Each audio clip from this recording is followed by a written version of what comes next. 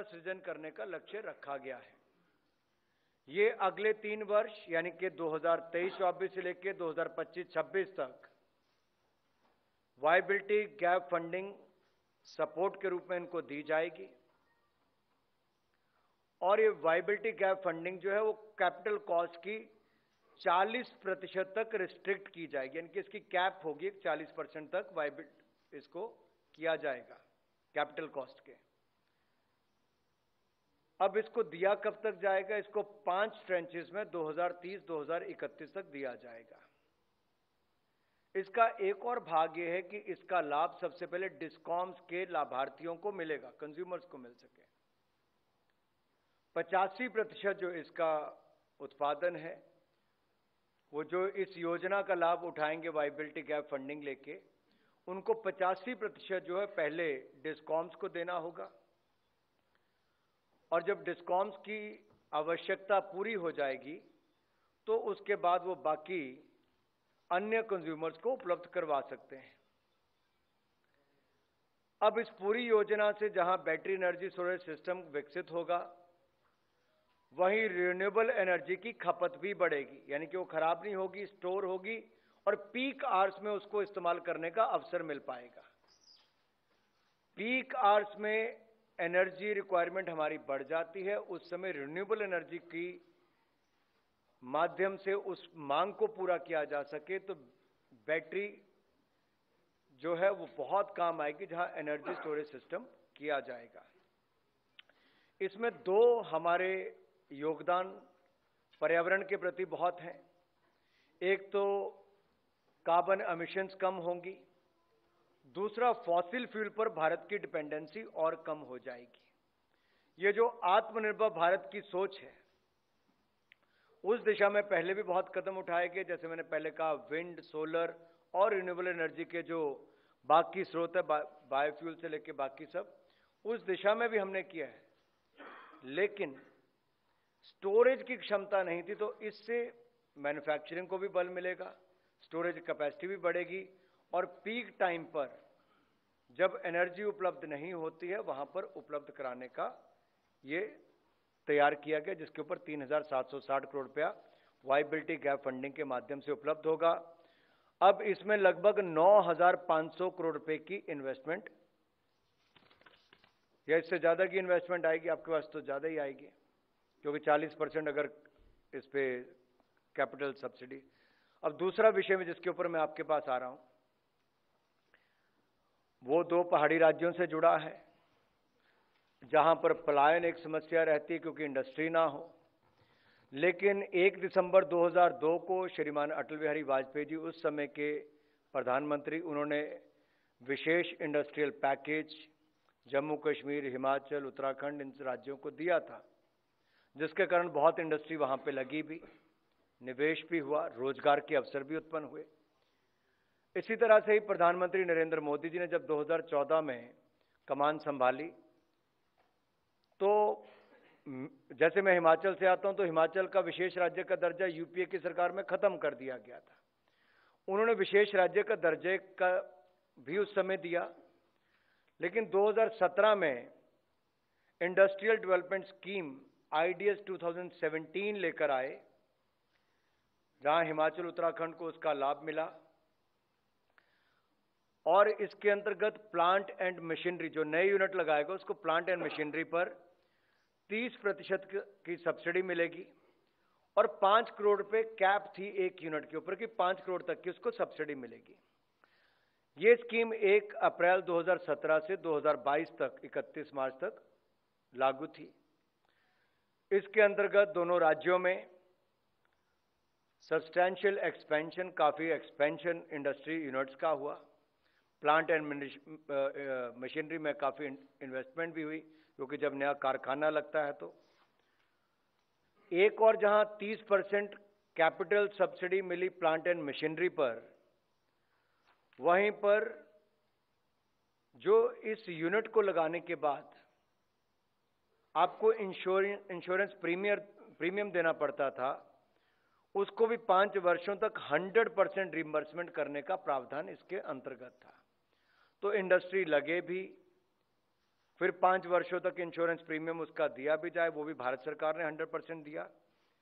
हालांकि उस समय इसके लिए 131.90 करोड़ का प्रावधान था कि इतना इसके लगभग सब्सिडी देनी पड़ेगी, लेकिन लोकप्रियता इतनी हुई इस योजना की और हिमाचल प्रदेश उत्तराखंड में बहुत सारे औद्योगिक यूनिट भी आए। कुल मिलाकर लगभग 774 यूनिट उस समय सीमा के अंदर अपनी रजिस्ट्रेशन करवा पाए। 9,000 करोड़ रुपए से ज्यादा का निवेश इसमें हुआ और 49,000 के लगभग इसमें रोजगार प्रत्यक्ष रूप में मिल पाए, सृजन हुए। अब इस योजना के अंतर्गत इनको 1153 करोड़ रुपए का इंसेंटिव मिलना चाहिए था, लेकिन योजना में पहले 131 करोड़ का ही प्रावधान था, तो आज अनुमोदन किया गया है 1164.53 करोड़ का। 1164.53 crore rupees have been sanctioned for this scheme. अब इसमें 1153 करोड़ जाएगा जो इंडस्ट्री वालों का बनता है उसको, और 11.53 करोड़ जाएगा जो हमारा एडमिनिस्ट्रेटिव खर्चे उसके रूप में।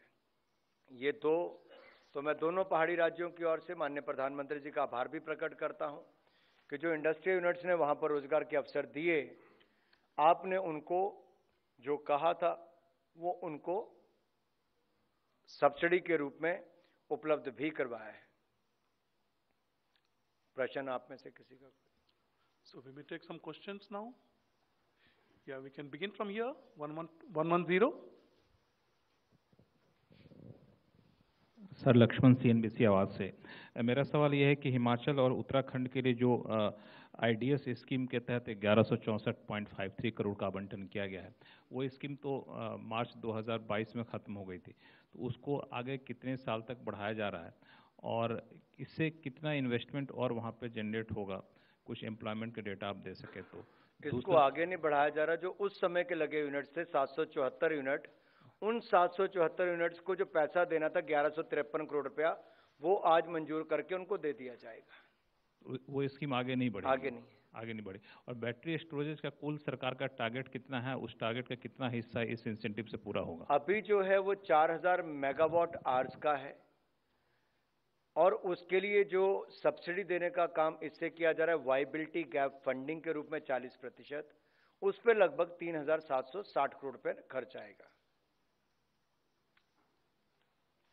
क्योंकि लक्ष्मण जी, क्योंकि पीक आवर्स में इसकी जरूरत पड़ती। मान लीजिए हम दिन के समय सोलर पावर जनरेट कर रहे हैं, मान लो 5000 मेगावाट उत्पादन की, 4000 की खपत हो रही, 1000 मेगावाट बच गया तो उसको स्टोर करेंगे और रात के समय जिस भी समय उसकी पीक के समय आवश्यकता पड़ती है उस समय उसको किया जाएगा। होता क्या है, बैटरी एक तो टेक्नोलॉजी, ऊपर से इसका खर्चा बहुत है स्टोरेज करने का, लेकिन इस दिशा में हमें बढ़ना इसलिए जरूरी है कि ये जो फॉसिल एनर्जी की हम बात करते हैं, तो इसके लिए नॉन फॉसिल एनर्जी से हम लोग कहीं ना कहीं इसका शेयर कम कर सकें, उस दिशा में हमें आगे बढ़ना ही है। नॉन फॉसिल बढ़ाने की आगे बढ़ना है, यानी कि फॉसिल वाली को कम करना है। अनुराग जी, मेरा सवाल कैबिनेट से इतर है, थोड़ा सा फैसलों से इतर है। ये एक राजनीतिक सवाल है। कहाँ पे सर? मणिशंकर एयर दरअसल चाइना के सुर में सुर लगातार मिला रहे हैं। जो चाइना ने सवाल उठाया था वसुधैव कुटुंबकम को लेकर के, उससे सहमति उन्होंने जताई है। इस पर आपका क्या कहना है? Sir, देखिए, मैं यहाँ पे कैबिनेट से जुड़े हुए विषय लेता हूँ। I think, I mean, my request is, कुछ लोग राजनीतिक रूप से कहीं नहीं, वो ऐसे बयान देके कहीं ना कहीं अपनी चर्चा में बने रहना चाहते हैं। आप भी ज्यादा मत सोचिए। चलिए आप। yeah, my request is confine your questions to cabinet decisions, please. Yes, please. Yes, please. देश का अनुराग जी नमस्कार। हाँ जी सर, क्योंकि भारत और इंडिया को लेकर एक बहस छिड़ी हुई है। ये कैबिनेट के विषय में नहीं है भाई। कैबिनेट के विषय में नहीं है ये। देखिए, कैबिनेट के विषय नहीं है। आपको कोई राजनीतिक सवाल पूछने, आप अलग से पूछिए। मैं कभी इस बैठक में राजनीतिक सवाल हम लेते नहीं इस कैबिनेट में। सर एक छोटा सा क्लैरिफिकेशन, राजेश फ्रॉम पीटीआई।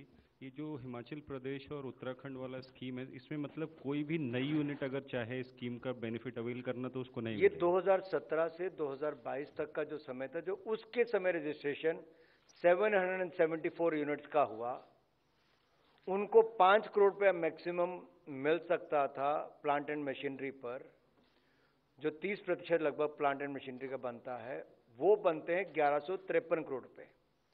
वो आज मंजूर किए गए 1164 करोड़ रुपीस, जहां पर उनको भी यूनिट्स का सारा पैसा मिल जाएगा, और जो एडमिनिस्ट्रेटिव एक्सपेंसेस 11.53 करोड़ है, वो भी साथ में हो जाएंगे। Next question we take from 65, sir. Sir, regarding this battery storage, what is the current capacity now, or are we importing it currently? What is the status? So we're going to start this with the viability gap funding, as this is very expensive to store it, and we don't have the manufacturing capacity. In many areas, India is becoming self-reliant with the Atmanirbhar Bharat Yojana. And we have seen from the mobile manufacturing how India, from the second largest importer of the mobile phones, have become the second largest manufacturer of the mobile phone. Similarly, in the field of solar energy, from 2.6 gigawatts in 2014, we have gone up to 71 gigawatts in the year 2022-2023. That clearly showcase that our capacity is increasing as far as the solar and other sources of renewable energy are concerned, but we do not have the battery storage capacity. Just to boost that and have the manufacturing facility in India, this viability gap funding scheme has been introduced, for which 3,760 crore rupees will be available to increase our non-fossil fuel energy capacity and take it up to 50% by the year 2030. We take a question from the front row, sir, now. Yeah. Sir, please. one question is, today there was also Council of Ministers meeting where G20 was discussed. That's what we have learned. If at all you can say something. Second point, this week there will be many engagements of Prime Minister with world top leaders. I think there were some MOUs. Is there any important MOU that has been decided in today's cabinet meeting, which will be signed this week? जो आपको briefing करने के दोनों विषय मैंने यहाँ पे आपके सामने रखे हैं. So there is a supplementary, if you could please take from. Sir, battery storage वाले पे छोटा सा क्लेरिफिकेशन था कि ये जो डिस्कॉम को दिया जाना, इससे जो बिजली पैदा होगी पीक आवर में डिस्कॉम को देंगे, तो कई सारे डिस्कॉम ऐसे हैं जहाँ पे फ्रीबीज वगैरह की वजह से काफ़ी नुकसान में है, वापस पैसा नहीं चुका पाते हैं, तो क्या बिजली वहाँ उनको देने में कोई प्रायोरिटी रखेंगे या फिर ऐसा कोई कंडीशन लगाएंगे कि जो डिस्कॉम डिसिप्लिन हो फाइनेंशियली उनको ही दिया जाए? आपने बहुत उचित सवाल उठाया लक्ष्मण जी. उसमें मैं इतना ही कहूँगा, ये सही है कि कुछ राज्यों में देखा गया कि मुफ्त में बांटने के चक्कर में डिस्कॉम्स को भी डुबाने का काम हो रहा है और उनकी पेमेंट भी नहीं हो पा रही है. और जहां पे अगर हमें इनको एक और कॉस्ट कम्पिटिटिव रखना है कि अपनी कैपेसिटी भी बढ़ाने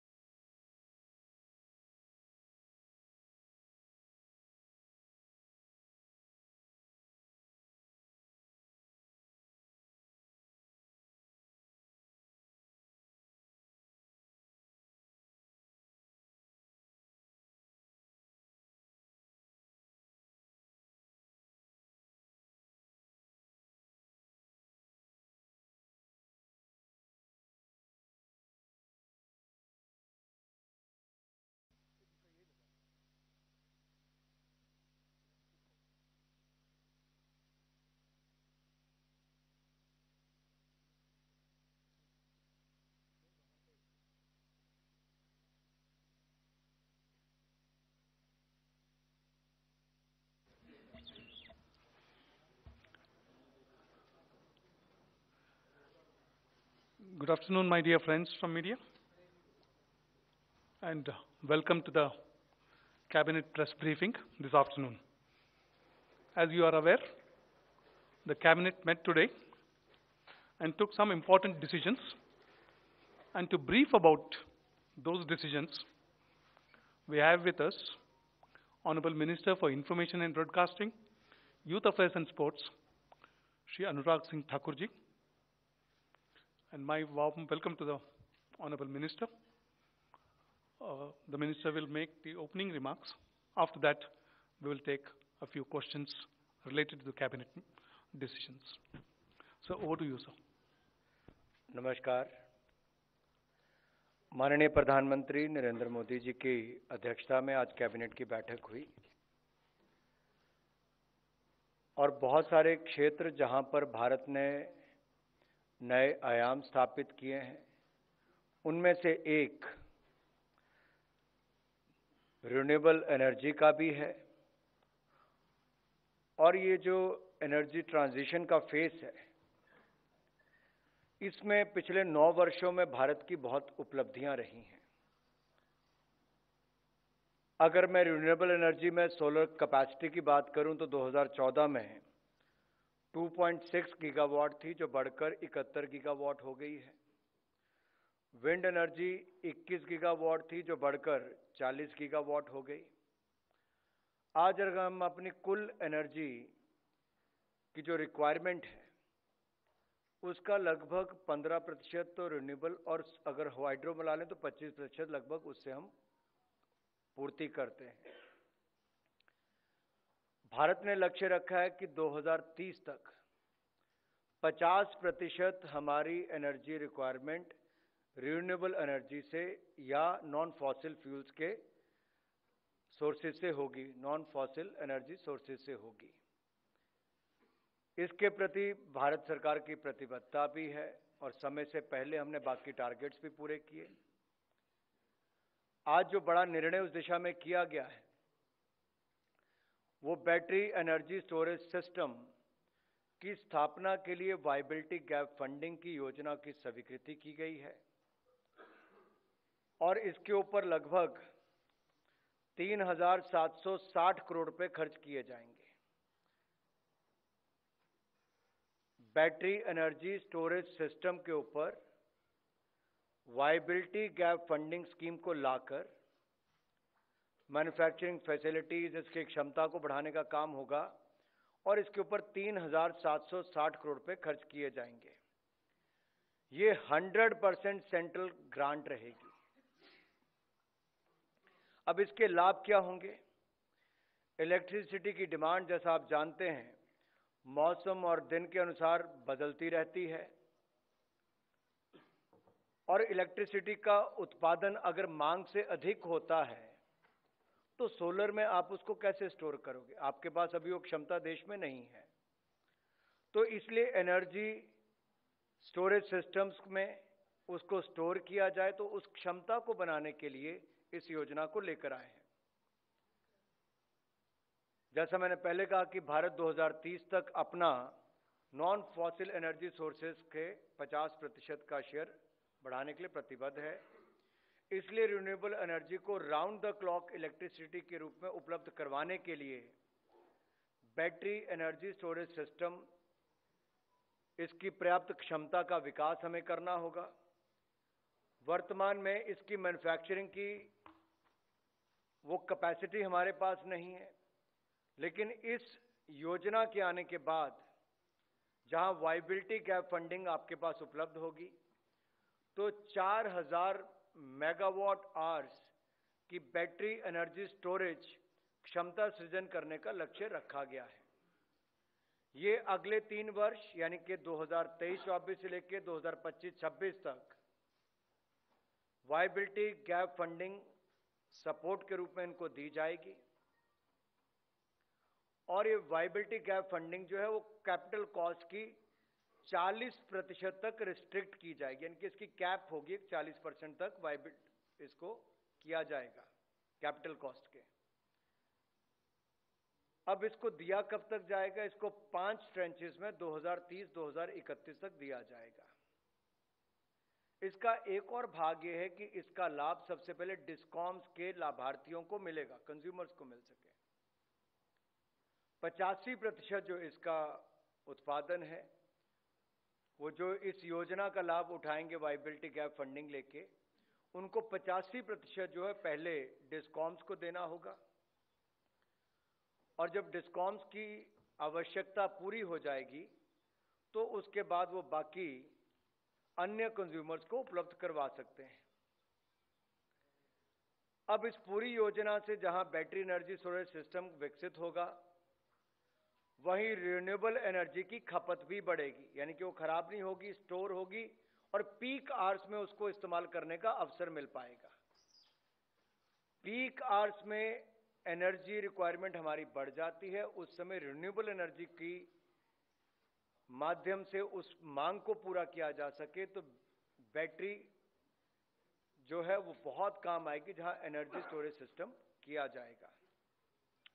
इसमें दो हमारे योगदान पर्यावरण के प्रति बहुत हैं। एक तो कार्बन एमिशंस कम होंगी, दूसरा फॉसिल फ्यूल पर भारत की डिपेंडेंसी और कम हो जाएगी। ये जो आत्मनिर्भर भारत की सोच है, उस दिशा में पहले भी बहुत कदम उठाए गए। जैसे मैंने पहले कहा, विंड, सोलर और रिन्यूएबल एनर्जी के जो बाकी स्रोत है, बायोफ्यूल से लेके बाकी सब, उस दिशा में भी हमने किया है। लेकिन स्टोरेज की क्षमता नहीं थी, तो इससे मैन्युफैक्चरिंग को भी बल मिलेगा, स्टोरेज कैपेसिटी भी बढ़ेगी, और पीक टाइम पर जब एनर्जी उपलब्ध नहीं होती है, वहां पर उपलब्ध कराने का ये तैयार किया गया, जिसके ऊपर 3,760 करोड़ रुपया वाइबिलिटी गैप फंडिंग के माध्यम से उपलब्ध होगा। अब इसमें लगभग 9,500 करोड़ रुपए की इन्वेस्टमेंट, या इससे ज्यादा की इन्वेस्टमेंट आएगी, आपके पास तो ज्यादा ही आएगी, क्योंकि 40% अगर इस पे कैपिटल सब्सिडी। अब दूसरा विषय में जिसके ऊपर मैं आपके पास आ रहा हूं, वो दो पहाड़ी राज्यों से जुड़ा है, जहां पर पलायन एक समस्या रहती है क्योंकि इंडस्ट्री ना हो। लेकिन 1 दिसंबर 2002 को श्रीमान अटल बिहारी वाजपेयी जी, उस समय के प्रधानमंत्री, उन्होंने विशेष इंडस्ट्रियल पैकेज जम्मू कश्मीर, हिमाचल, उत्तराखंड, इन राज्यों को दिया था, जिसके कारण बहुत इंडस्ट्री वहां पे लगी भी, निवेश भी हुआ, रोजगार के अवसर भी उत्पन्न हुए। इसी तरह से ही प्रधानमंत्री नरेंद्र मोदी जी ने जब 2014 में कमान संभाली, तो जैसे मैं हिमाचल से आता हूं, तो हिमाचल का विशेष राज्य का दर्जा यूपीए की सरकार में खत्म कर दिया गया था। उन्होंने विशेष राज्य का दर्जे का भी उस समय दिया, लेकिन 2017 में इंडस्ट्रियल डेवलपमेंट स्कीम आईडीएस 2017 लेकर आए, जहां हिमाचल, उत्तराखंड को उसका लाभ मिला,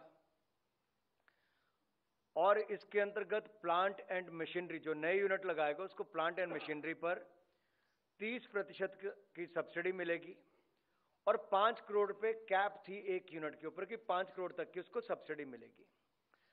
ये स्कीम 1 अप्रैल 2017 से 2022 तक, 31 मार्च तक लागू थी।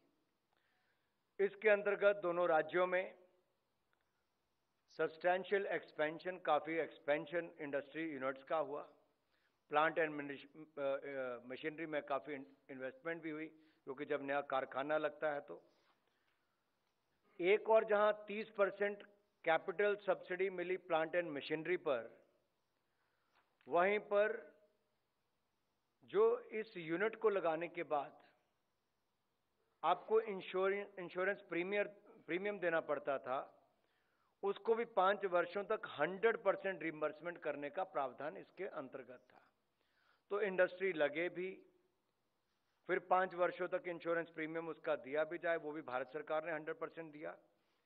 हालांकि उस समय इसके लिए 131.90 करोड़ का प्रावधान था कि इतना इसके लगभग सब्सिडी देनी पड़ेगी, लेकिन लोकप्रियता इतनी हुई इस योजना की, और हिमाचल प्रदेश, उत्तराखंड में बहुत सारे औद्योगिक यूनिट भी आए। कुल मिलाकर लगभग 774 यूनिट उस समय सीमा के अंदर अपनी रजिस्ट्रेशन करवा पाए। 9,000 करोड़ रुपए से ज्यादा का निवेश इसमें हुआ, और 49,000 49,000 के लगभग इसमें रोजगार प्रत्यक्ष रूप में मिल पाए, सृजन हुए। अब इस योजना के अंतर्गत इनको 1153 करोड़ रुपए का इंसेंटिव मिलना चाहिए था, लेकिन योजना में पहले 131 करोड़ का ही प्रावधान था, तो आज अनुमोदन किया गया है 1164.53 करोड़ का। 1164.53 crore rupees has been sanctioned for this scheme.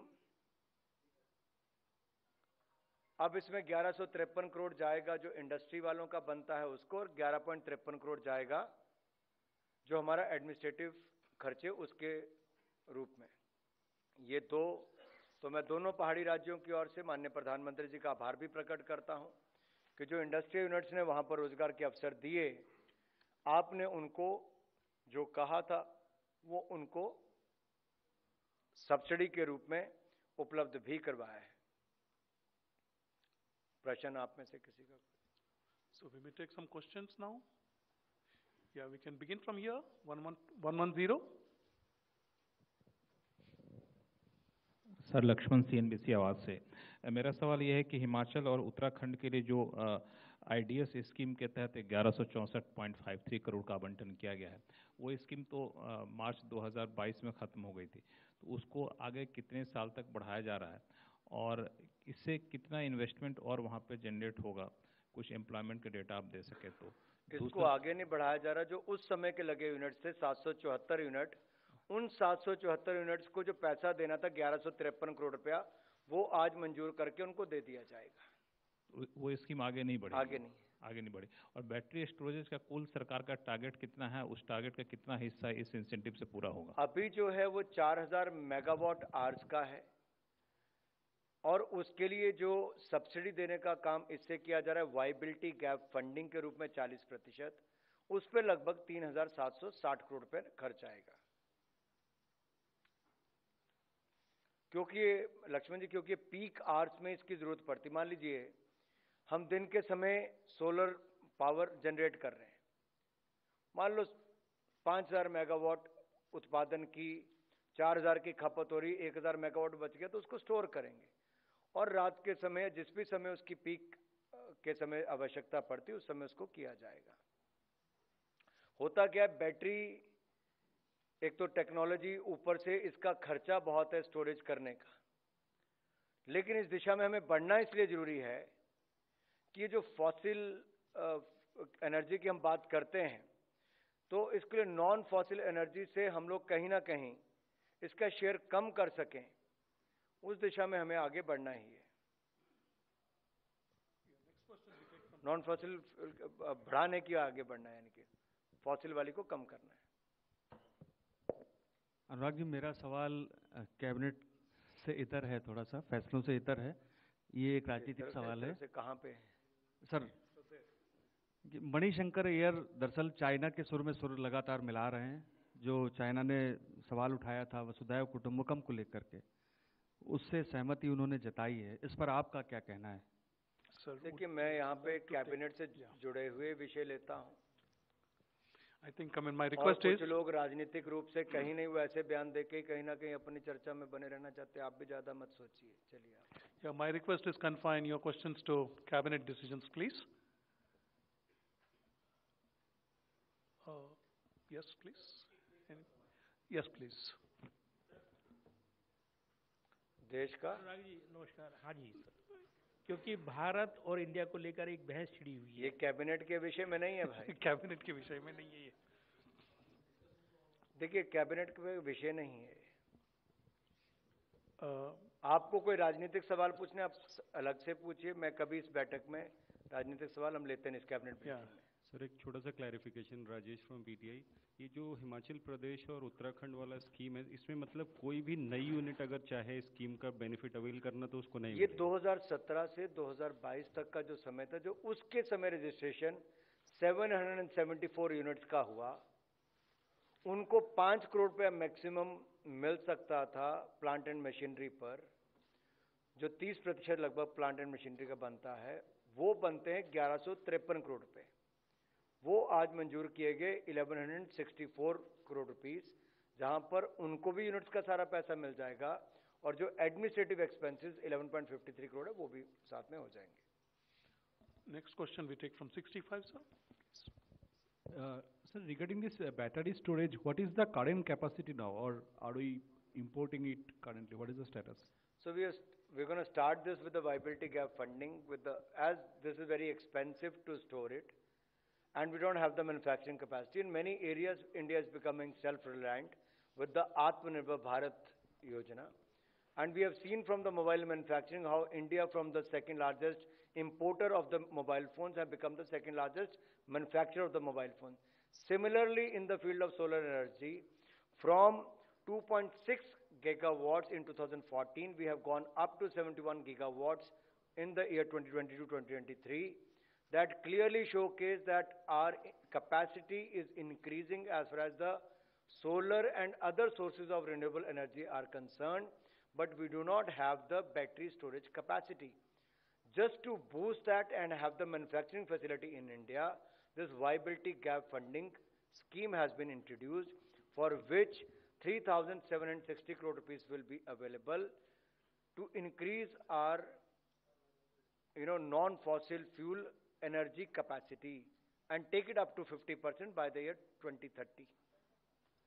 We take a question from the front row, sir, now.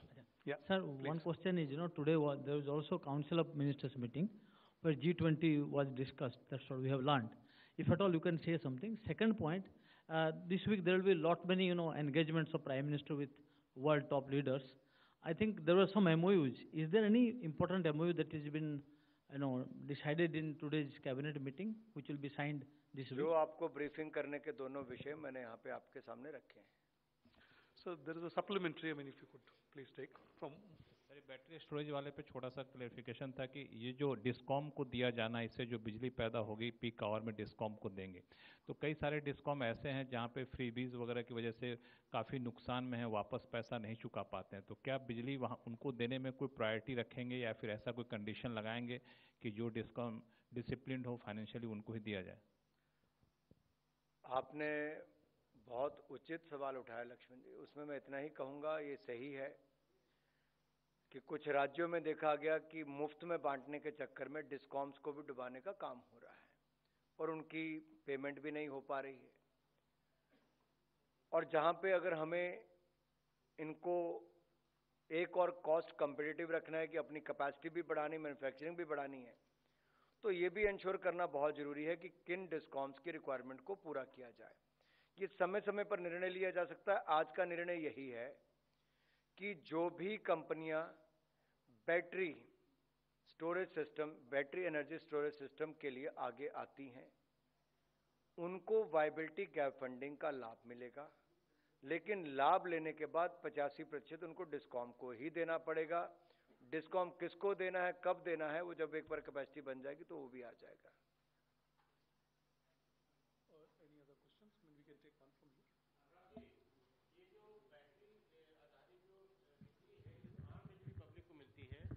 गांव में या शहर में, उसका रेट उससे कम होगा या ज्यादा होगा? देखिए, जब हम बैटरी स्टोरेज की बात करते हैं तो cost of storage itself is very high,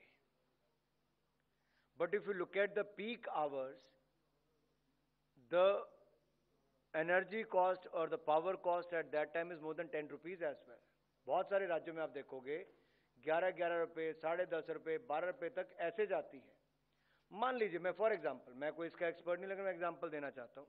मान लीजिए 2.5 रुपए में बिजली पैदा हो रही है, लेकिन बैटरी एनर्जी स्टोरेज सिस्टम हमारे पास नहीं है, तो वेस्ट चली जाएगी. और अगर बैटरी एनर्जी स्टोरेज सिस्टम हम बनाते हैं और वायबिलिटी गैप फंडिंग नहीं देते, तो उसकी अपने आप ही कॉस्ट इतनी ज्यादा होगी कि स्टोरेज की भी वायबिलिटी नहीं बनेगी. अगर हम यहां पे वायबिलिटी गैप फंडिंग 40% तक कर रहे हैं,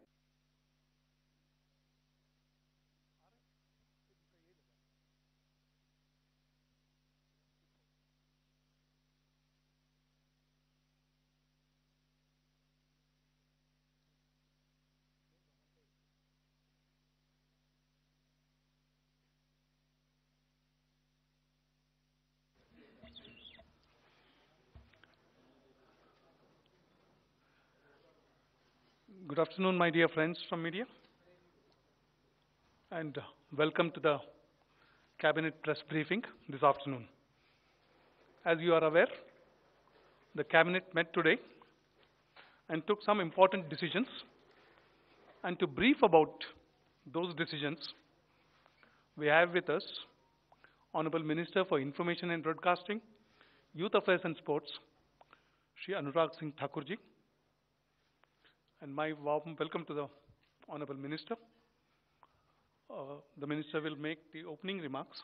After that, we will take a few questions related to the Cabinet decisions. So, over to you, sir. नमस्कार। माननीय प्रधानमंत्री नरेंद्र मोदी जी की अध्यक्षता में आज कैबिनेट की बैठक हुई और बहुत सारे क्षेत्र जहां पर भारत ने नए आयाम स्थापित किए हैं, उनमें से एक रिन्यूएबल एनर्जी का भी है। और ये जो एनर्जी ट्रांजिशन का फेस है, इसमें पिछले 9 वर्षों में भारत की बहुत उपलब्धियां रही हैं। अगर मैं रिन्यूएबल एनर्जी में सोलर कैपेसिटी की बात करूं तो 2014 में 2.6 गीगावाट थी, जो बढ़कर 71 गीगावाट हो गई है। विंड एनर्जी 21 गीगावाट थी, जो बढ़कर 40 गीगावाट हो गई।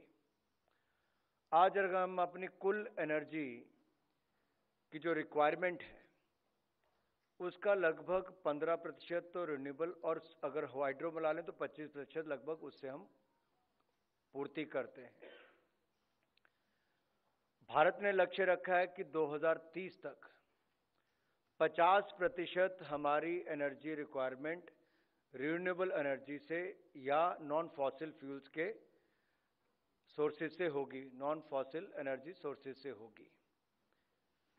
इसके प्रति भारत सरकार की प्रतिबद्धता भी है और समय से पहले हमने बाकी टारगेट्स भी पूरे किए। आज जो बड़ा निर्णय उस दिशा में किया गया है, वो बैटरी एनर्जी स्टोरेज सिस्टम की स्थापना के लिए वायबिलिटी गैप फंडिंग की योजना की स्वीकृति की गई है और इसके ऊपर लगभग 3,760 करोड़ रुपए खर्च किए जाएंगे।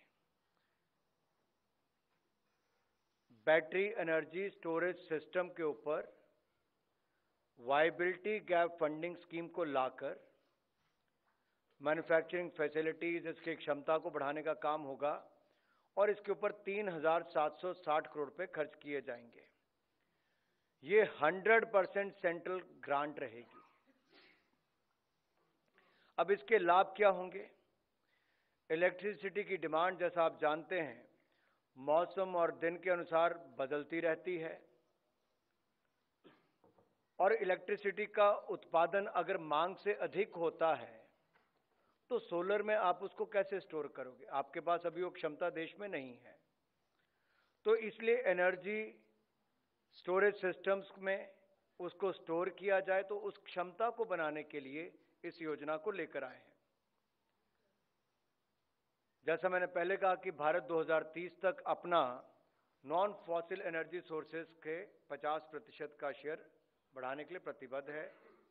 इसलिए रिन्यूएबल एनर्जी को राउंड द क्लॉक इलेक्ट्रिसिटी के रूप में उपलब्ध करवाने के लिए बैटरी एनर्जी स्टोरेज सिस्टम, इसकी पर्याप्त क्षमता का विकास हमें करना होगा। वर्तमान में इसकी मैन्युफैक्चरिंग की वो कैपेसिटी हमारे पास नहीं है, लेकिन इस योजना के आने के बाद जहां वायबिलिटी गैप फंडिंग आपके पास उपलब्ध होगी, तो 4,000 मेगावाट आवर्स की बैटरी एनर्जी स्टोरेज क्षमता सृजन करने का लक्ष्य रखा गया है। ये अगले 3 वर्ष यानी कि 2023-24 से लेकर 2025-26 तक वायबिलिटी गैप फंडिंग सपोर्ट के रूप में इनको दी जाएगी और ये वायबिलिटी गैप फंडिंग जो है वो कैपिटल कॉस्ट की 40% तक रिस्ट्रिक्ट की जाएगी, यानी कि इसकी कैप होगी 40% तक वायबिलिटी इसको किया जाएगा कैपिटल कॉस्ट के। अब इसको दिया कब तक जाएगा? इसको 5 ट्रेंचेस में 2030-2031 तक दिया जाएगा। इसका एक और भाग ये है कि इसका लाभ सबसे पहले डिस्कॉम्स के लाभार्थियों को मिलेगा, कंज्यूमर्स को मिल सके।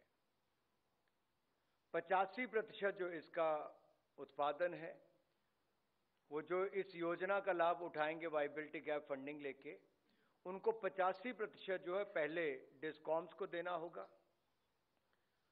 और जब डिस्कॉम्स की आवश्यकता पूरी हो जाएगी तो उसके बाद वो बाकी अन्य कंज्यूमर्स को उपलब्ध करवा सकते हैं। अब इस पूरी योजना से जहां बैटरी एनर्जी स्टोरेज सिस्टम विकसित होगा, वहीं रिन्यूएबल एनर्जी की खपत भी बढ़ेगी, यानी कि वो खराब नहीं होगी, स्टोर होगी और पीक आवर्स में उसको इस्तेमाल करने का अवसर मिल पाएगा। पीक आवर्स में एनर्जी रिक्वायरमेंट हमारी बढ़ जाती है, उस समय रिन्यूएबल एनर्जी की माध्यम से उस मांग को पूरा किया जा सके तो बैटरी जो है वो बहुत काम आएगी, जहां एनर्जी स्टोरेज सिस्टम किया जाएगा। इसमें दो हमारे योगदान पर्यावरण के प्रति बहुत हैं। एक तो कार्बन एमिशंस कम होंगी, दूसरा फॉसिल फ्यूल पर भारत की डिपेंडेंसी और कम हो जाएगी। ये जो आत्मनिर्भर भारत की सोच है, उस दिशा में पहले भी बहुत कदम उठाए गए, जैसे मैंने पहले कहा विंड, सोलर और रिन्यूएबल एनर्जी के जो बाकी स्रोत है, बायोफ्यूल से लेके बाकी सब, उस दिशा में भी हमने किया है। लेकिन स्टोरेज की क्षमता नहीं थी, तो इससे मैन्युफैक्चरिंग को भी बल मिलेगा, स्टोरेज कैपेसिटी भी बढ़ेगी, और पीक टाइम पर जब एनर्जी उपलब्ध नहीं होती है वहां पर उपलब्ध कराने का ये तैयार किया गया, जिसके ऊपर 3,760 करोड़ रुपया वाइबिलिटी गैप फंडिंग के माध्यम से उपलब्ध होगा। अब इसमें लगभग 9,500 करोड़ रुपए की इन्वेस्टमेंट या इससे ज्यादा की इन्वेस्टमेंट आएगी, आपके पास तो ज्यादा ही आएगी, क्योंकि 40% अगर इस पे कैपिटल सब्सिडी। अब दूसरा विषय में जिसके ऊपर मैं आपके पास आ रहा हूं, वो दो पहाड़ी राज्यों से जुड़ा है, जहां पर पलायन एक समस्या रहती है क्योंकि इंडस्ट्री ना हो। लेकिन 1 दिसंबर 2002 को श्रीमान अटल बिहारी वाजपेयी जी, उस समय के प्रधानमंत्री, उन्होंने विशेष इंडस्ट्रियल पैकेज जम्मू कश्मीर, हिमाचल, उत्तराखंड, इन राज्यों को दिया था, जिसके कारण बहुत इंडस्ट्री वहां पे लगी भी, निवेश भी हुआ, रोजगार के अवसर भी उत्पन्न हुए। इसी तरह से ही प्रधानमंत्री नरेंद्र मोदी जी ने जब 2014 में कमान संभाली, तो जैसे मैं हिमाचल से आता हूं, तो हिमाचल का विशेष राज्य का दर्जा यूपीए की सरकार में खत्म कर दिया गया था। उन्होंने विशेष राज्य का दर्जे का भी उस समय दिया, लेकिन 2017 में इंडस्ट्रियल डेवलपमेंट स्कीम आईडीएस 2017 लेकर आए, जहां हिमाचल, उत्तराखंड को उसका लाभ मिला, और इसके अंतर्गत प्लांट एंड मशीनरी, जो नए यूनिट लगाएगा उसको प्लांट एंड मशीनरी पर 30% की सब्सिडी मिलेगी, और 5 करोड़ रुपए कैप थी एक यूनिट के ऊपर कि 5 करोड़ तक की उसको सब्सिडी मिलेगी। ये स्कीम 1 अप्रैल 2017 से 2022 तक, 31 मार्च तक लागू थी। इसके अंतर्गत दोनों राज्यों में सब्सटैंशियल एक्सपेंशन, काफी एक्सपेंशन इंडस्ट्री यूनिट्स का हुआ, प्लांट एंड मशीनरी में काफी इन्वेस्टमेंट भी हुई, क्योंकि जब नया कारखाना लगता है तो। एक और जहां 30% कैपिटल सब्सिडी मिली प्लांट एंड मशीनरी पर, वहीं पर जो इस यूनिट को लगाने के बाद आपको इंश्योरेंस प्रीमियम देना पड़ता था, उसको भी 5 वर्षों तक 100% रिइंबर्समेंट करने का प्रावधान इसके अंतर्गत था। तो इंडस्ट्री लगे भी, फिर 5 वर्षों तक इंश्योरेंस प्रीमियम उसका दिया भी जाए, वो भी भारत सरकार ने 100% दिया। हालांकि उस समय इसके लिए 131.90 करोड़ का प्रावधान था कि इतना इसके लगभग सब्सिडी देनी पड़ेगी, लेकिन लोकप्रियता इतनी हुई इस योजना की, और हिमाचल प्रदेश, उत्तराखंड में बहुत सारे औद्योगिक यूनिट भी आए। कुल मिलाकर लगभग 774 यूनिट उस समय सीमा के अंदर अपनी रजिस्ट्रेशन करवा पाए। 9,000 करोड़ रुपए से ज्यादा का निवेश इसमें हुआ, और 49,000 के लगभग इसमें रोजगार प्रत्यक्ष रूप में मिल पाए, सृजन हुए। अब इस योजना के अंतर्गत इनको 1153 करोड़ रुपए का इंसेंटिव मिलना चाहिए था, लेकिन योजना में पहले 131 करोड़ का ही प्रावधान था, तो आज अनुमोदन किया गया है 1164.53 करोड़ का। 1164.53 crore rupees have been sanctioned for this scheme. अब इसमें 1153 करोड़ जाएगा जो इंडस्ट्री वालों का बनता है उसको, और 11.53 करोड़ जाएगा जो हमारा एडमिनिस्ट्रेटिव खर्चे उसके रूप में। ये दो, तो मैं दोनों पहाड़ी राज्यों की ओर से माननीय प्रधानमंत्री जी का आभार भी प्रकट करता हूं कि जो इंडस्ट्रियल यूनिट्स ने वहां पर रोजगार के अवसर दिए, आपने उनको जो कहा था वो उनको सब्सिडी के रूप में उपलब्ध भी करवाया है। प्रश्न आप में से किसी का? So we may take some questions now. Yeah, we can begin from here. 110. Sir, Laxman CNBC Awaaz से। मेरा सवाल यह है कि हिमाचल और उत्तराखंड के लिए जो IDS स्कीम के तहत 1164.53 करोड़ का आवंटन किया गया है, वो स्कीम तो मार्च 2022 में ख़त्म हो गई थी, तो उसको आगे कितने साल तक बढ़ाया जा रहा है और इससे कितना इन्वेस्टमेंट और वहाँ पे जनरेट होगा? कुछ एम्प्लॉयमेंट के डेटा आप दे सके तो।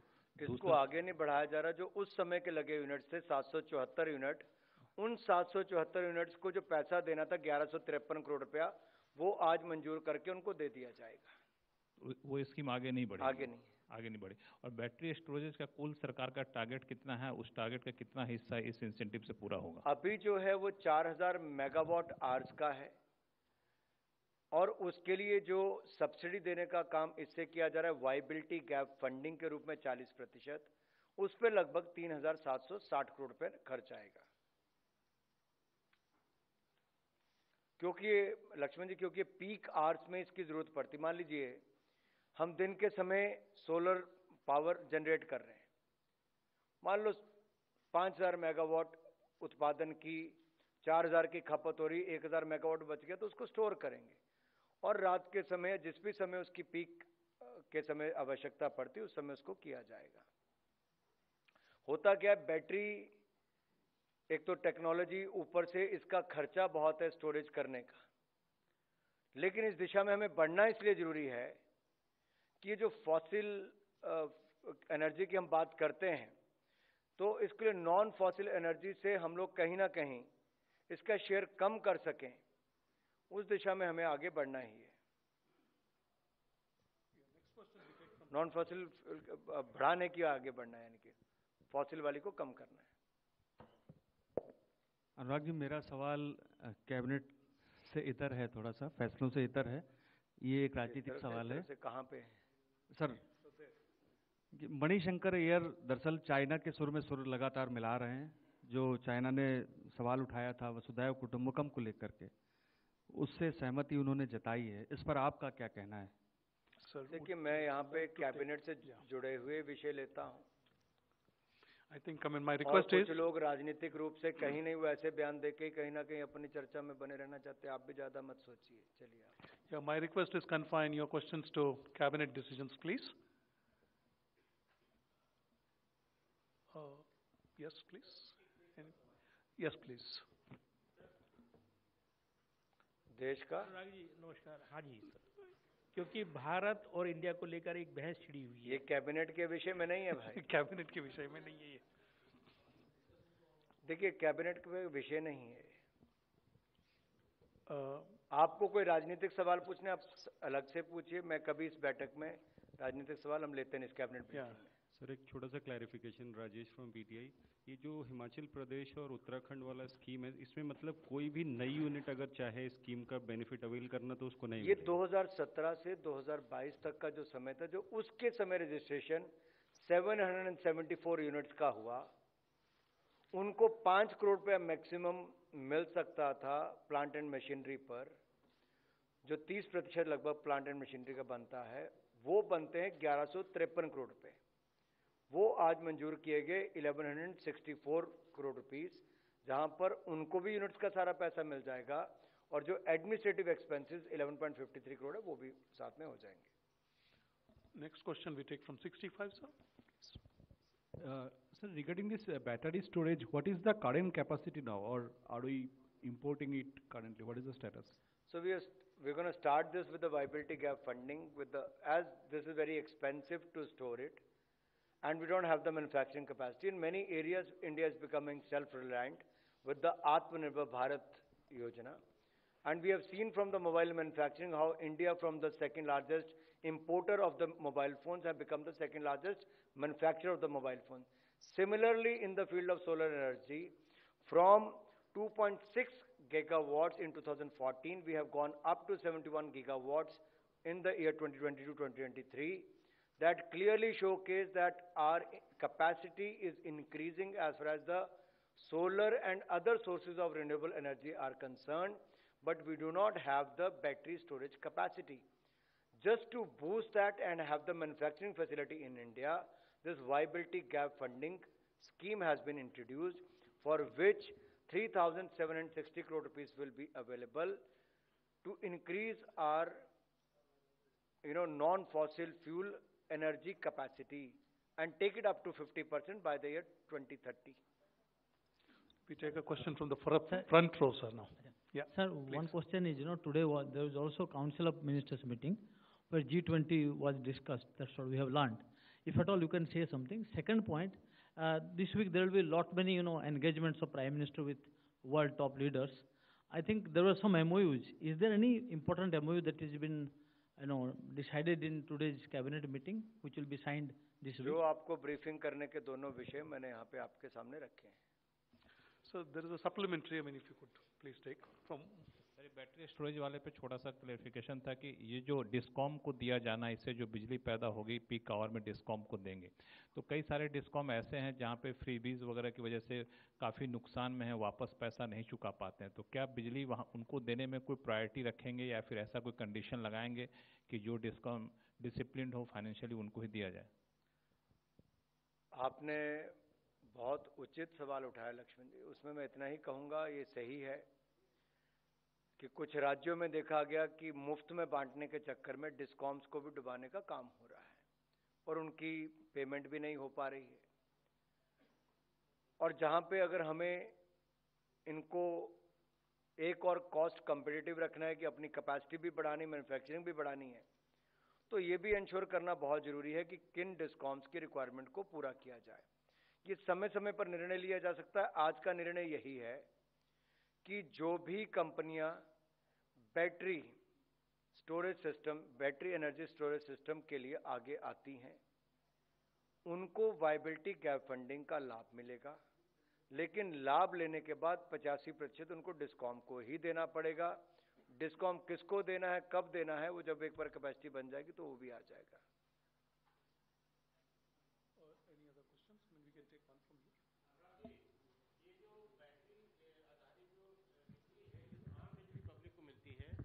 गांव में या शहर में, उसका रेट उससे कम होगा या ज्यादा होगा?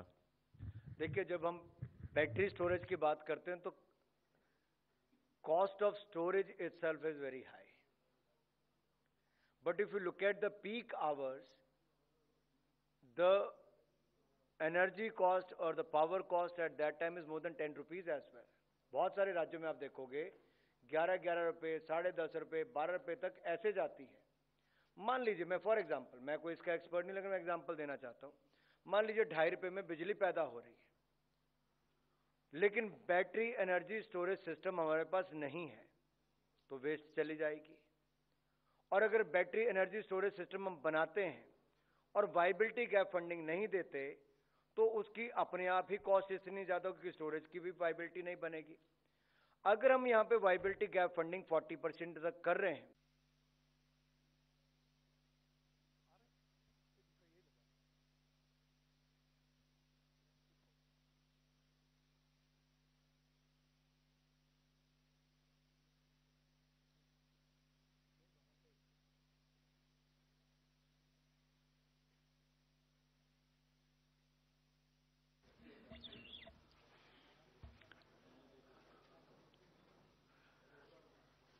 Good afternoon, my dear friends from media. and welcome to the Cabinet press briefing this afternoon. As you are aware, the Cabinet met today and took some important decisions. And to brief about those decisions, we have with us Honorable Minister for Information and Broadcasting, Youth Affairs and Sports, Shri Anurag Singh Thakurji.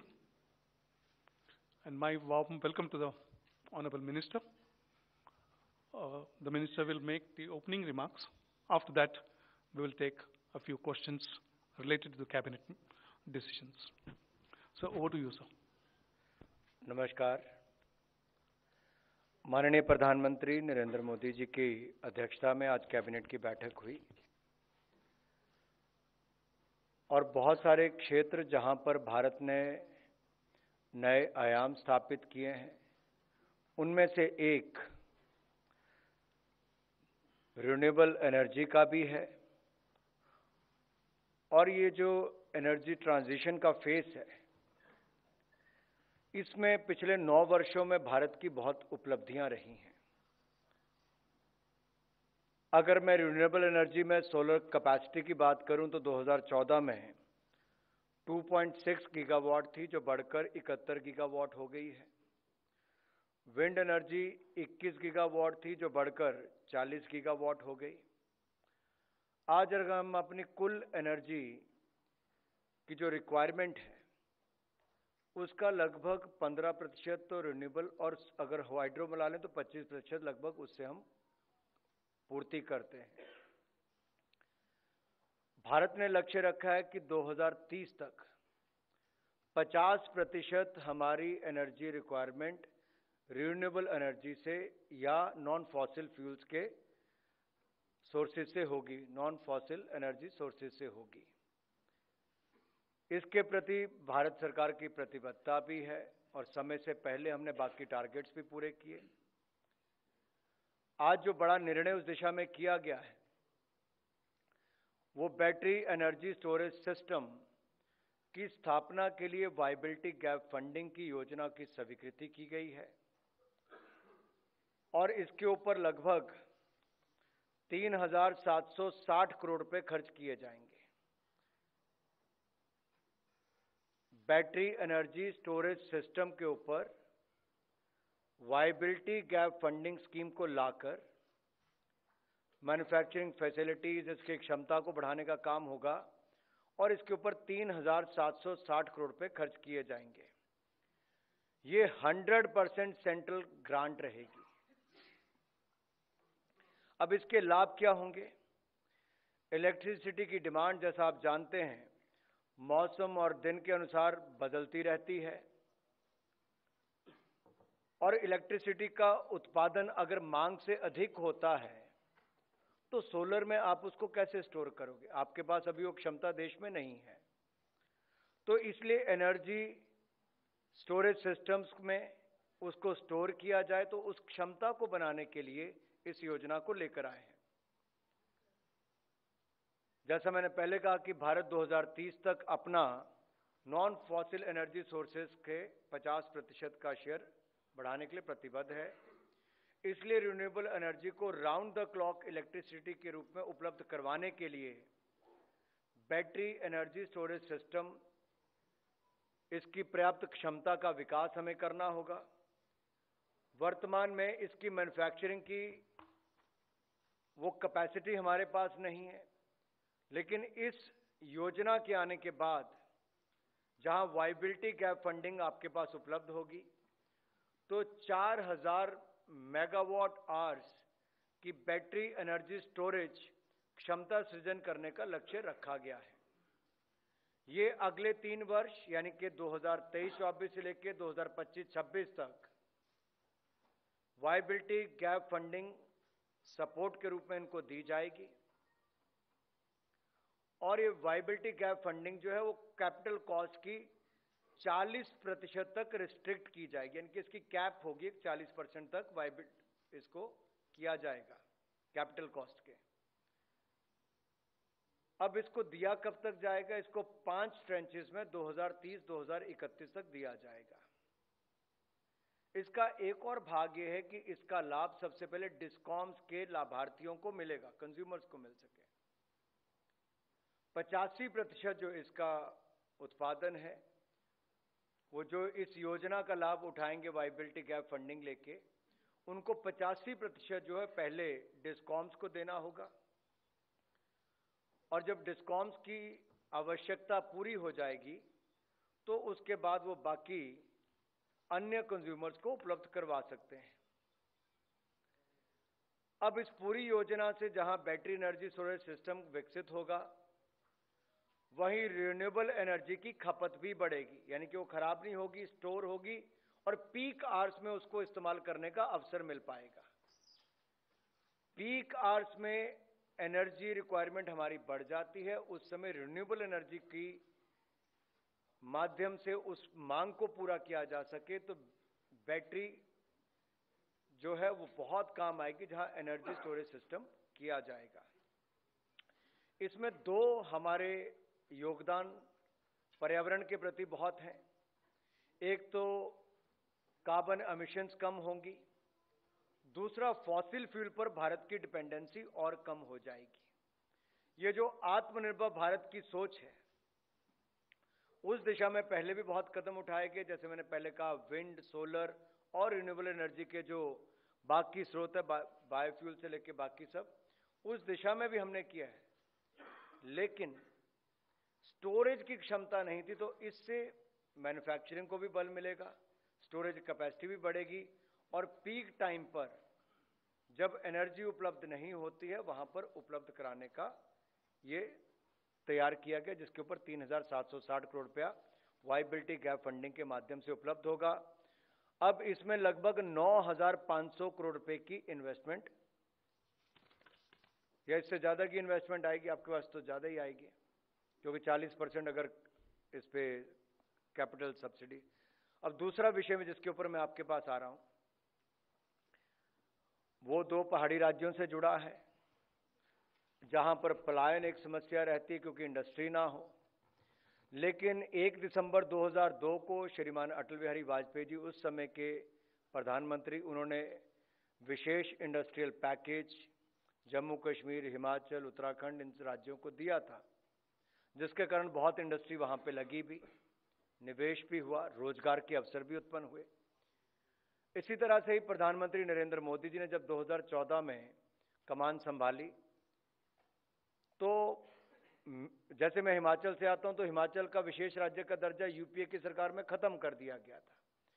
उन्होंने विशेष राज्य का दर्जे का भी उस समय दिया, लेकिन 2017 में इंडस्ट्रियल डेवलपमेंट स्कीम आईडीएस 2017 लेकर आए, जहां हिमाचल, उत्तराखंड को उसका लाभ मिला, और इसके अंतर्गत प्लांट एंड मशीनरी, जो नए यूनिट लगाएगा उसको प्लांट एंड मशीनरी पर 30% की सब्सिडी मिलेगी, और 5 करोड़ रुपए कैप थी एक यूनिट के ऊपर कि 5 करोड़ तक की उसको सब्सिडी मिलेगी। ये स्कीम 1 अप्रैल 2017 से 2022 तक, 31 मार्च तक लागू थी। इसके अंतर्गत दोनों राज्यों में सब्सटैंशियल एक्सपेंशन, काफी एक्सपेंशन इंडस्ट्री यूनिट्स का हुआ, प्लांट एंड मशीनरी में काफी इन्वेस्टमेंट भी हुई, क्योंकि जब नया कारखाना लगता है तो। एक और जहां 30% कैपिटल सब्सिडी मिली प्लांट एंड मशीनरी पर, वहीं पर जो इस यूनिट को लगाने के बाद आपको इंश्योरेंस प्रीमियम देना पड़ता था, उसको भी 5 वर्षों तक 100% रिइंबर्समेंट करने का प्रावधान इसके अंतर्गत था। तो इंडस्ट्री लगे भी, फिर 5 वर्षों तक इंश्योरेंस प्रीमियम उसका दिया भी जाए, वो भी भारत सरकार ने 100% दिया। हालांकि उस समय इसके लिए 131.90 करोड़ का प्रावधान था कि इतना इसके लगभग सब्सिडी देनी पड़ेगी, लेकिन लोकप्रियता इतनी हुई इस योजना की, और हिमाचल प्रदेश, उत्तराखंड में बहुत सारे औद्योगिक यूनिट भी आए। कुल मिलाकर लगभग 774 यूनिट उस समय सीमा के अंदर अपनी रजिस्ट्रेशन करवा पाए। 9,000 करोड़ रुपए से ज्यादा का निवेश इसमें हुआ, और 49,000 49,000 के लगभग इसमें रोजगार प्रत्यक्ष रूप में मिल पाए, सृजन हुए। अब इस योजना के अंतर्गत इनको 1153 करोड़ रुपए का इंसेंटिव मिलना चाहिए था, लेकिन योजना में पहले 131 करोड़ का ही प्रावधान था। तो आज अनुमोदन किया गया है 1164.53 करोड़ का। 1164.53 crore rupees have been sanctioned for this scheme. अब इसमें 1153 करोड़ जाएगा जो इंडस्ट्री वालों का बनता है उसको, और 11.53 करोड़ जाएगा जो हमारा एडमिनिस्ट्रेटिव खर्चे उसके रूप में। ये दो, तो मैं दोनों पहाड़ी राज्यों की ओर से माननीय प्रधानमंत्री जी का आभार भी प्रकट करता हूं कि जो इंडस्ट्री यूनिट्स ने वहां पर रोजगार के अवसर दिए, आपने उनको जो कहा था वो उनको सब्सिडी के रूप में उपलब्ध भी करवाया है। प्रश्न आप में से किसी का? So we may take some questions now. Yeah, we can begin from here. 110. Sir, Laxman CNBC Awaaz से।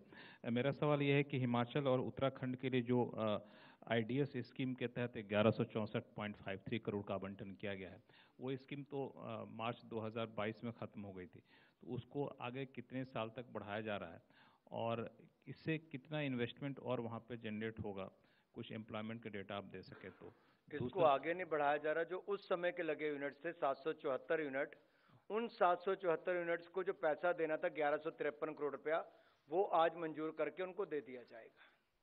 वो स्कीम आगे नहीं बढ़ी? आगे नहीं बढ़ी। और बैटरी स्टोरेज का कुल सरकार का टारगेट कितना है? उस टारगेट का कितना हिस्सा इस इंसेंटिव से पूरा होगा? अभी जो है वो 4000 मेगावाट आवर्स का है, और उसके लिए जो सब्सिडी देने का काम इससे किया जा रहा है वाइबिलिटी गैप फंडिंग के रूप में 40%, उस पर लगभग 3760 करोड़ रुपए खर्च आएगा। क्योंकि लक्ष्मण जी, क्योंकि पीक आवर्स में इसकी जरूरत पड़ती। मान लीजिए हम दिन के समय सोलर पावर जनरेट कर रहे हैं, मान लो 5000 मेगावाट उत्पादन की, 4000 की खपत हो रही, 1000 मेगावाट बच गया तो उसको स्टोर करेंगे, और रात के समय जिस भी समय उसकी पीक के समय आवश्यकता पड़ती उस समय उसको किया जाएगा। होता क्या है, बैटरी एक तो टेक्नोलॉजी, ऊपर से इसका खर्चा बहुत है स्टोरेज करने का, लेकिन इस दिशा में हमें बढ़ना इसलिए जरूरी है कि ये जो फॉसिल एनर्जी की हम बात करते हैं, तो इसके लिए नॉन फॉसिल एनर्जी से हम लोग कहीं ना कहीं इसका शेयर कम कर सकें, उस दिशा में हमें आगे बढ़ना ही है। नॉन फॉसिल बढ़ाने की आगे बढ़ना है, यानी कि फॉसिल वाली को कम करना है। अनुराग जी, मेरा सवाल कैबिनेट से इतर है, थोड़ा सा फैसलों से इतर है।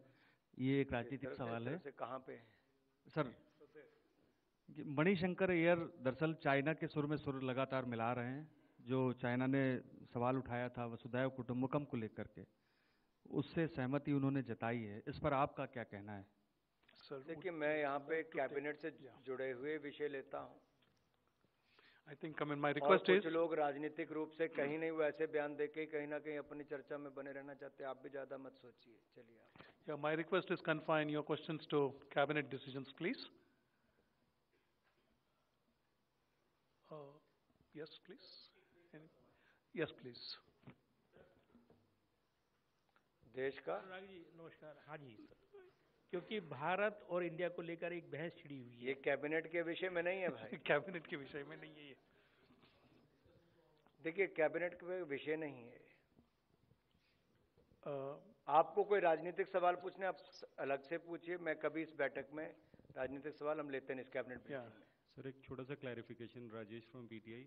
ये जो हिमाचल प्रदेश और उत्तराखंड वाला स्कीम है, इसमें मतलब कोई भी नई यूनिट अगर चाहे स्कीम का बेनिफिट अवेल करना तो उसको नहीं? ये 2017 से 2022 तक का जो समय था, जो उसके समय रजिस्ट्रेशन 774 यूनिट्स का हुआ, उनको 5 करोड़ रुपया मैक्सिमम मिल सकता था प्लांट एंड मशीनरी पर। जो 30% लगभग प्लांट एंड मशीनरी का बनता है, वो बनते हैं 1153 करोड़ रुपए। वो आज मंजूर किए गए 1164 करोड़ रुपीस, जहां पर उनको भी यूनिट्स का सारा पैसा मिल जाएगा और जो एडमिनिस्ट्रेटिव एक्सपेंसेस 11.53 करोड़ है वो भी साथ में हो जाएंगे. Next question we take from 65, sir. Sir, regarding this battery storage, what is the current capacity now, or are we importing it currently? What is the status? So we're going to start this with the viability gap funding as this is very expensive to store it, and we don't have the manufacturing capacity. In many areas, India is becoming self-reliant with the Atmanirbhar Bharat Yojana. And we have seen from the mobile manufacturing how India, from the second largest importer of the mobile phones, have become the second largest manufacturer of the mobile phone. Similarly, in the field of solar energy, from 2.6 gigawatts in 2014, we have gone up to 71 gigawatts in the year 2022-2023.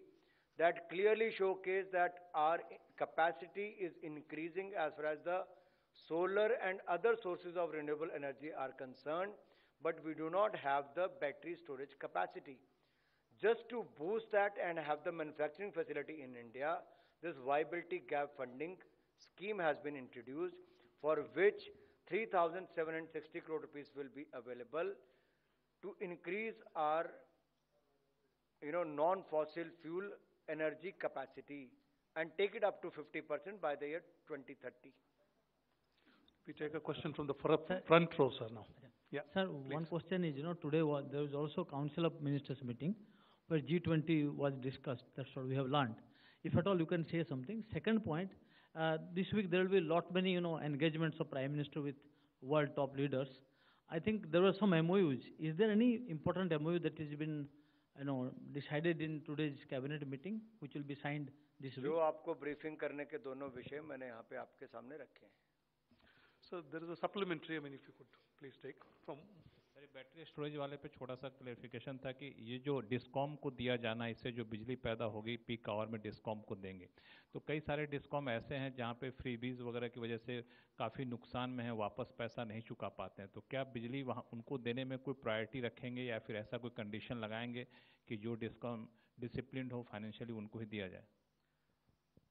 आपने बहुत उचित सवाल उठाया लक्ष्मण जी. उसमें मैं इतना ही कहूँगा, ये सही है कि कुछ राज्यों में देखा गया कि मुफ्त में बांटने के चक्कर में डिस्कॉम्स को भी डुबाने का काम हो रहा है और उनकी पेमेंट भी नहीं हो पा रही है. और जहां पे अगर हमें इनको एक और कॉस्ट कम्पिटिटिव रखना है कि अपनी कैपेसिटी भी बढ़ानी, मैन्युफैक्चरिंग भी बढ़ानी है, तो ये भी इंश्योर करना बहुत जरूरी है कि किन डिस्कॉम्स की रिक्वायरमेंट को पूरा किया जाए.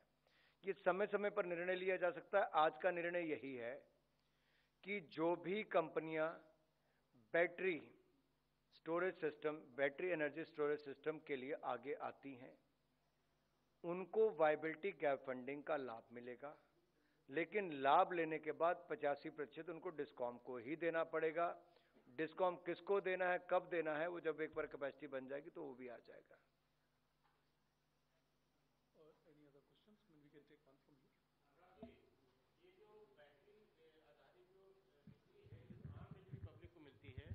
गांव में या शहर में, उसका रेट उससे कम होगा या ज्यादा होगा? देखिए, जब हम बैटरी स्टोरेज की बात करते हैं तो cost of storage itself is very high. But if you look at the peak hours, the energy cost और the power cost at that time is more than 10 rupees as well. बहुत सारे राज्यों में आप देखोगे 11 रुपए, 10.5 रुपए, 12 रुपए तक ऐसे जाती है. मान लीजिए, मैं फॉर एग्जांपल, मैं कोई इसका एक्सपर्ट नहीं, लेकिन मैं एग्जांपल देना चाहता हूं. मान लीजिए 2.5 रुपए में बिजली पैदा हो रही है, लेकिन बैटरी एनर्जी स्टोरेज सिस्टम हमारे पास नहीं है, तो वेस्ट चली जाएगी. और अगर बैटरी एनर्जी स्टोरेज सिस्टम हम बनाते हैं और वायबिलिटी गैप फंडिंग नहीं देते, तो उसकी अपने आप ही कॉस्ट इतनी ज्यादा होगी कि स्टोरेज की भी वायबिलिटी नहीं बनेगी. अगर हम यहां पे वायबिलिटी गैप फंडिंग 40% तक कर रहे हैं,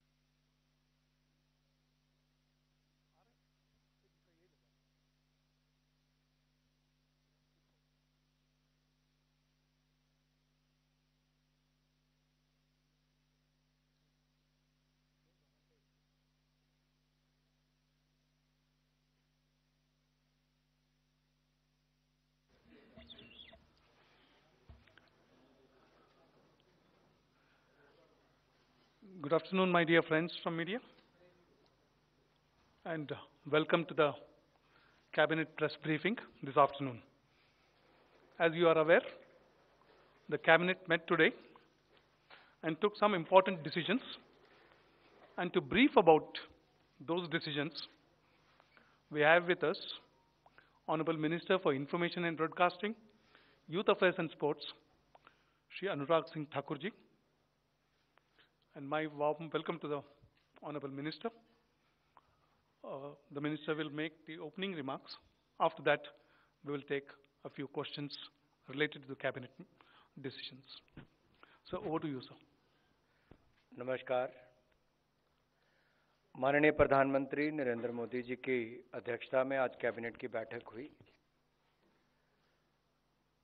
और बहुत सारे क्षेत्र जहां पर भारत ने नए आयाम स्थापित किए हैं, उनमें से एक रिन्यूएबल एनर्जी का भी है। और ये जो एनर्जी ट्रांजिशन का फेस है, इसमें पिछले 9 वर्षों में भारत की बहुत उपलब्धियां रही हैं। अगर मैं रिन्यूएबल एनर्जी में सोलर कैपेसिटी की बात करूं तो 2014 में 2.6 गीगावाट थी, जो बढ़कर 71 गीगावाट हो गई है। विंड एनर्जी 21 गीगावाट थी, जो बढ़कर 40 गीगावाट हो गई। आज अगर हम अपनी कुल एनर्जी की जो रिक्वायरमेंट है, उसका लगभग 15% तो रिन्यूएबल, और अगर हाइड्रो मिला लें तो 25% लगभग उससे हम पूर्ति करते हैं। भारत ने लक्ष्य रखा है कि 2030 तक 50% हमारी एनर्जी रिक्वायरमेंट रिन्यूएबल एनर्जी से या नॉन फॉसिल फ्यूल्स के सोर्सेज से होगी, नॉन फॉसिल एनर्जी सोर्सेज से होगी। इसके प्रति भारत सरकार की प्रतिबद्धता भी है और समय से पहले हमने बाकी टारगेट्स भी पूरे किए। आज जो बड़ा निर्णय उस दिशा में किया गया है, वो बैटरी एनर्जी स्टोरेज सिस्टम की स्थापना के लिए वायबिलिटी गैप फंडिंग की योजना की स्वीकृति की गई है और इसके ऊपर लगभग 3,760 करोड़ रुपए खर्च किए जाएंगे। बैटरी एनर्जी स्टोरेज सिस्टम के ऊपर वायबिलिटी गैप फंडिंग स्कीम को लाकर मैन्युफैक्चरिंग फैसिलिटीज, इसकी क्षमता को बढ़ाने का काम होगा और इसके ऊपर 3,760 करोड़ रुपए खर्च किए जाएंगे। ये 100% सेंट्रल ग्रांट रहेगी। अब इसके लाभ क्या होंगे? इलेक्ट्रिसिटी की डिमांड, जैसा आप जानते हैं, मौसम और दिन के अनुसार बदलती रहती है और इलेक्ट्रिसिटी का उत्पादन अगर मांग से अधिक होता है तो सोलर में आप उसको कैसे स्टोर करोगे? आपके पास अभी वो क्षमता देश में नहीं है। तो इसलिए एनर्जी स्टोरेज सिस्टम्स में उसको स्टोर किया जाए, तो उस क्षमता को बनाने के लिए इस योजना को लेकर आए हैं।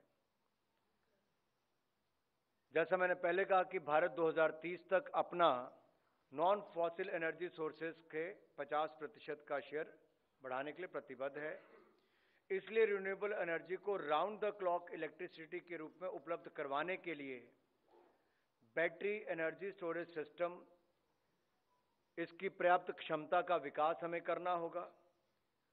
वर्तमान में इसकी मैन्युफैक्चरिंग की वो कैपेसिटी हमारे पास नहीं है, लेकिन इस योजना के आने के बाद जहां वायबिलिटी गैप फंडिंग आपके पास उपलब्ध होगी, तो 4,000 मेगावाट आवर्स की बैटरी एनर्जी स्टोरेज क्षमता सृजन करने का लक्ष्य रखा गया है। ये अगले 3 वर्ष यानी कि 2023-24 से लेकर 2025-26 तक वायबिलिटी गैप फंडिंग सपोर्ट के रूप में इनको दी जाएगी और ये वायबिलिटी गैप फंडिंग जो है वो कैपिटल कॉस्ट की 40% तक रिस्ट्रिक्ट की जाएगी, यानी कि इसकी कैप होगी 40% तक वायबिलिटी इसको किया जाएगा कैपिटल कॉस्ट के। अब इसको दिया कब तक जाएगा? इसको 5 ट्रेंचेस में 2030-2031 तक दिया जाएगा। इसका एक और भाग ये है कि इसका लाभ सबसे पहले डिस्कॉम्स के लाभार्थियों को मिलेगा, कंज्यूमर्स को मिल सके। 85% जो इसका उत्पादन है, वो जो इस योजना का लाभ उठाएंगे वाइबिलिटी गैप फंडिंग लेके, उनको 85% जो है पहले डिस्कॉम्स को देना होगा, और जब डिस्कॉम्स की आवश्यकता पूरी हो जाएगी तो उसके बाद वो बाकी अन्य कंज्यूमर्स को उपलब्ध करवा सकते हैं।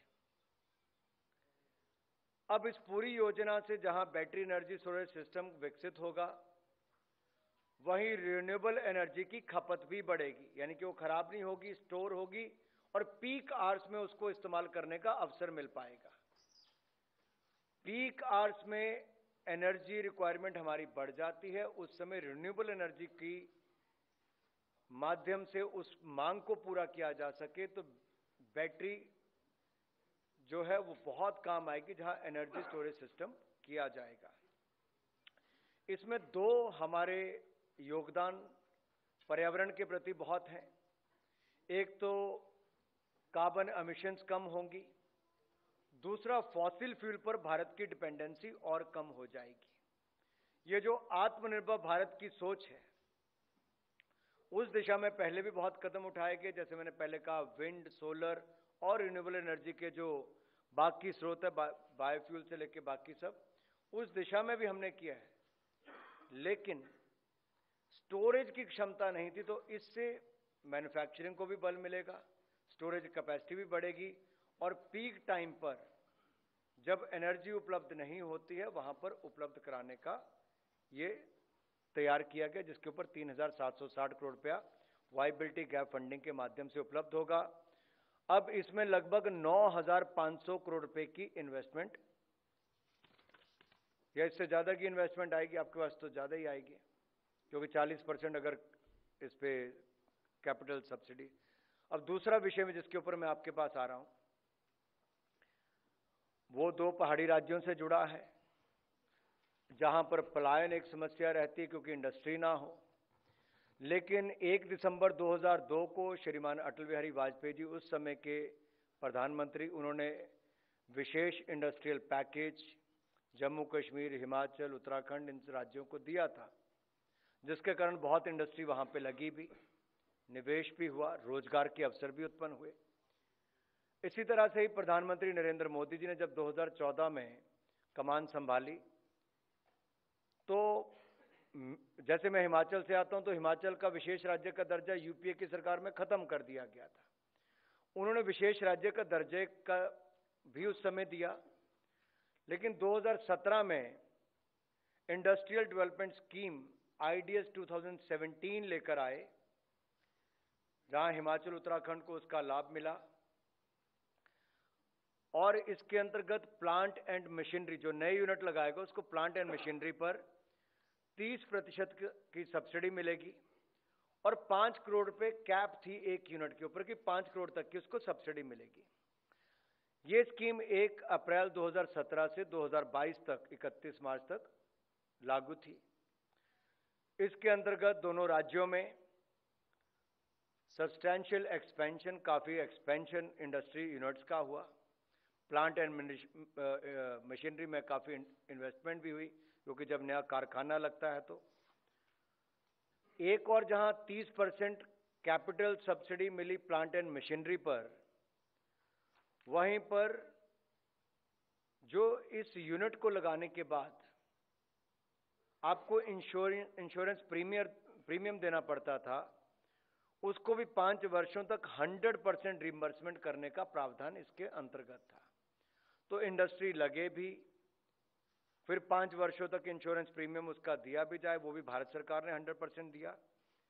हालांकि उस समय इसके लिए 131.90 करोड़ का प्रावधान था कि इतना इसके लगभग सब्सिडी देनी पड़ेगी, लेकिन लोकप्रियता इतनी हुई इस योजना की, और हिमाचल प्रदेश, उत्तराखंड में बहुत सारे औद्योगिक यूनिट भी आए। कुल मिलाकर लगभग 774 यूनिट उस समय सीमा के अंदर अपनी रजिस्ट्रेशन करवा पाए। 9,000 करोड़ रुपए से ज्यादा का निवेश इसमें हुआ, और 49,000 49,000 के लगभग इसमें रोजगार प्रत्यक्ष रूप में मिल पाए, सृजन हुए। अब इस योजना के अंतर्गत इनको 1153 करोड़ रुपए का इंसेंटिव मिलना चाहिए था, लेकिन योजना में पहले 131 करोड़ का ही प्रावधान था। तो आज अनुमोदन किया गया है 1164.53 करोड़ का। 1164.53 crore rupees has been sanctioned for this scheme. अब इसमें 1153 करोड़ जाएगा जो इंडस्ट्री वालों का बनता है उसको, और 11.53 करोड़ जाएगा जो हमारा एडमिनिस्ट्रेटिव खर्चे उसके रूप में। ये दो, तो मैं दोनों पहाड़ी राज्यों की ओर से माननीय प्रधानमंत्री जी का आभार भी प्रकट करता हूं कि जो इंडस्ट्रियल यूनिट्स ने वहां पर रोजगार के अवसर दिए, आपने उनको जो कहा था वो उनको सब्सिडी के रूप में उपलब्ध भी करवाया है। प्रश्न आप में से किसी का? So we may take some questions now. Yeah, we can begin from here. 110. Sir, Laxman CNBC Awaaz से। मेरा सवाल यह है कि हिमाचल और उत्तराखंड के लिए जो IDS स्कीम के तहत 1164.53 करोड़ का आवंटन किया गया है, वो स्कीम तो मार्च 2022 में ख़त्म हो गई थी, तो उसको आगे कितने साल तक बढ़ाया जा रहा है और इससे कितना इन्वेस्टमेंट और वहाँ पे जनरेट होगा? कुछ एम्प्लॉयमेंट के डेटा आप दे सके तो। इसको आगे नहीं बढ़ाया जा रहा। जो उस समय के लगे यूनिट थे 774 यूनिट, उन 774 यूनिट्स को जो पैसा देना था 1153 करोड़ रुपया, वो आज मंजूर करके उनको दे दिया जाएगा। वो स्कीम आगे नहीं बढ़ी? आगे नहीं बढ़ी। और बैटरी स्टोरेज का कुल सरकार का टारगेट कितना है? उस टारगेट का कितना हिस्सा इस इंसेंटिव से पूरा होगा? अभी जो है वो 4000 मेगावाट आवर्स का है, और उसके लिए जो सब्सिडी देने का काम इससे किया जा रहा है वाइबिलिटी गैप फंडिंग के रूप में 40%, उस पर लगभग 3760 करोड़ रुपए खर्च आएगा। क्योंकि लक्ष्मण जी, क्योंकि पीक आवर्स में इसकी जरूरत पड़ती। मान लीजिए हम दिन के समय सोलर पावर जनरेट कर रहे हैं, मान लो 5000 मेगावाट उत्पादन की, 4000 की खपत हो रही, 1000 मेगावाट बच गया तो उसको स्टोर करेंगे, और रात के समय जिस भी समय उसकी पीक के समय आवश्यकता पड़ती उस समय उसको किया जाएगा। होता क्या है, बैटरी एक तो टेक्नोलॉजी, ऊपर से इसका खर्चा बहुत है स्टोरेज करने का, लेकिन इस दिशा में हमें बढ़ना इसलिए जरूरी है कि ये जो फॉसिल एनर्जी की हम बात करते हैं, तो इसके लिए नॉन फॉसिल एनर्जी से हम लोग कहीं ना कहीं इसका शेयर कम कर सकें, उस दिशा में हमें आगे बढ़ना ही है। नॉन फॉसिल बढ़ाने की आगे बढ़ना है, यानी कि फॉसिल वाली को कम करना है। अनुराग जी, मेरा सवाल कैबिनेट से इतर है, थोड़ा सा फैसलों से इतर है। ये एक राजनीतिक सवाल है। कहाँ पे सर? मणिशंकर एयर दरअसल चाइना के सुर में सुर लगातार मिला रहे हैं। जो चाइना ने सवाल उठाया था वसुधैव कुटुंबकम को लेकर के, उससे सहमति उन्होंने जताई है। इस पर आपका क्या कहना है? सर देखिए, मैं यहाँ पे कैबिनेट से जुड़े हुए विषय लेता हूँ। I think, my request is, कुछ लोग राजनीतिक रूप से कहीं नहीं वैसे बयान देके कहीं ना कहीं अपनी चर्चा में बने रहना चाहते हैं। आप भी ज्यादा मत सोचिए। चलिए आप। Yeah, my request is confine your questions to cabinet decisions, please. Yes, please. Yes, please. देश का अनुराग जी नमस्कार। हाँ जी सर, क्योंकि भारत और इंडिया को लेकर एक बहस छिड़ी हुई है। ये कैबिनेट के विषय में नहीं है भाई। कैबिनेट के विषय में नहीं है ये। देखिए, कैबिनेट के विषय नहीं है।